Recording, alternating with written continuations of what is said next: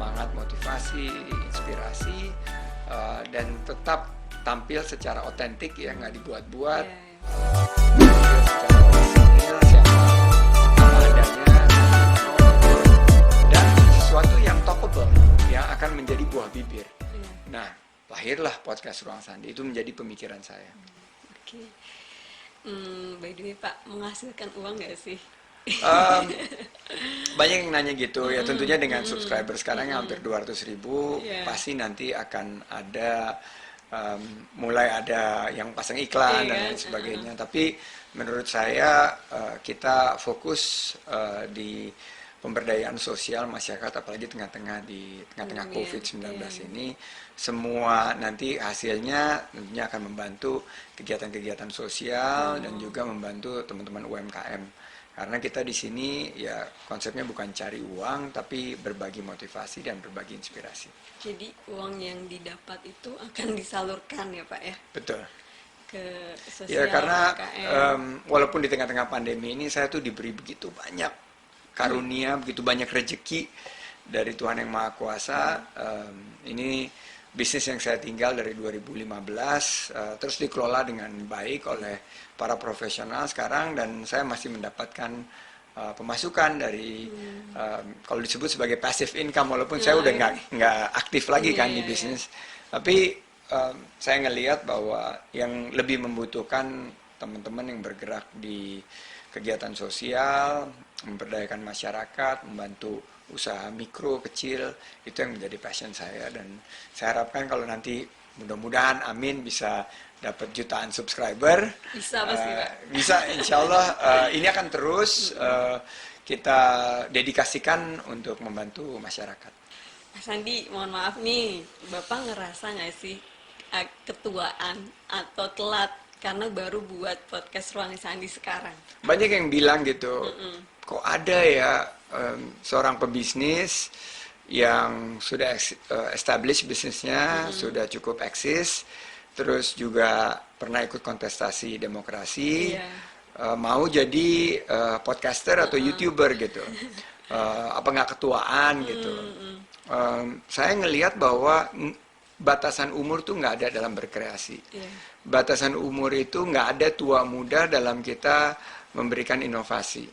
Kreativitas itu tidak ada dari segi kategori umur.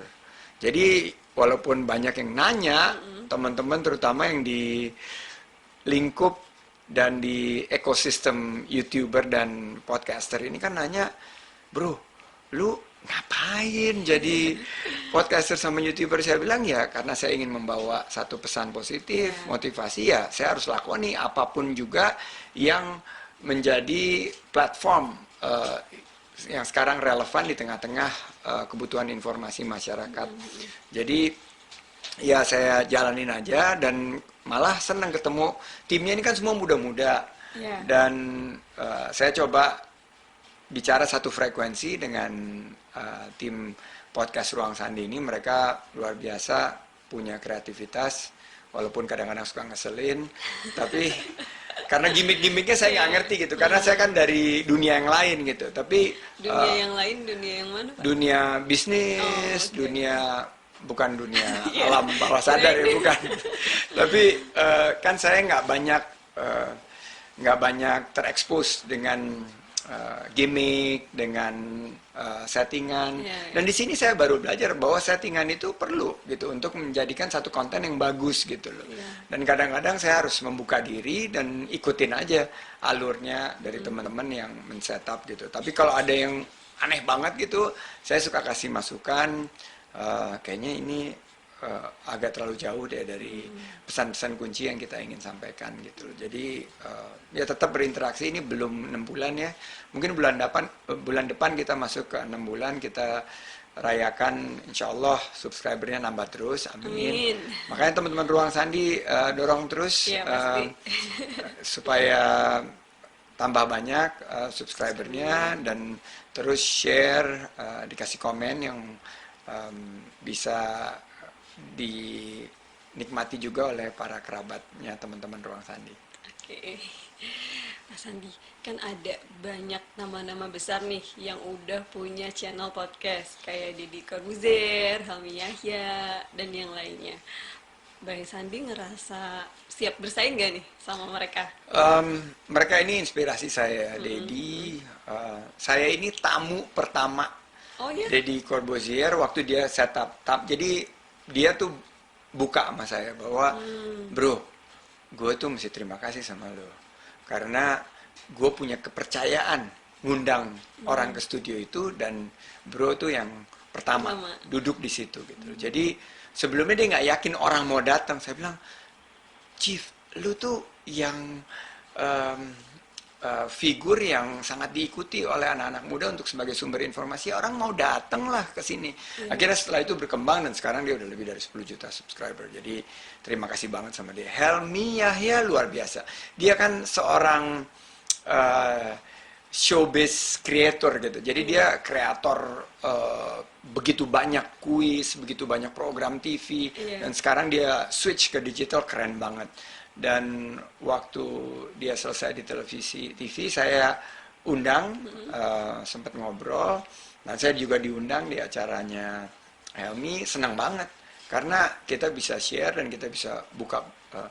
Bagi saya mereka inspirasi saya dan liganya ya jauh di atas lah dari segi mengupas satu kejadian dan memberikan inovasi daripada terobosan-terobosan yang diperlukan untuk bangsa ini terus membangun.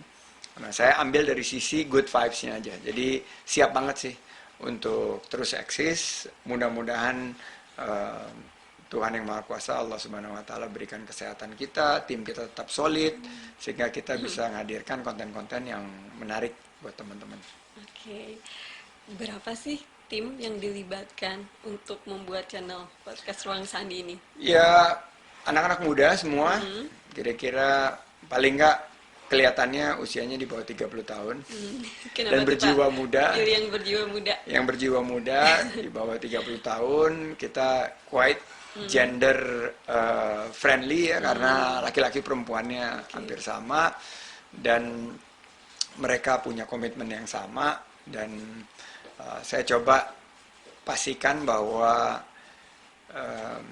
timnya solid dan timnya betul-betul kompak dan simple, tidak terlalu gemuk timnya, dan kita harapkan ini jadi satu embrio untuk kita nanti lebih besar lagi.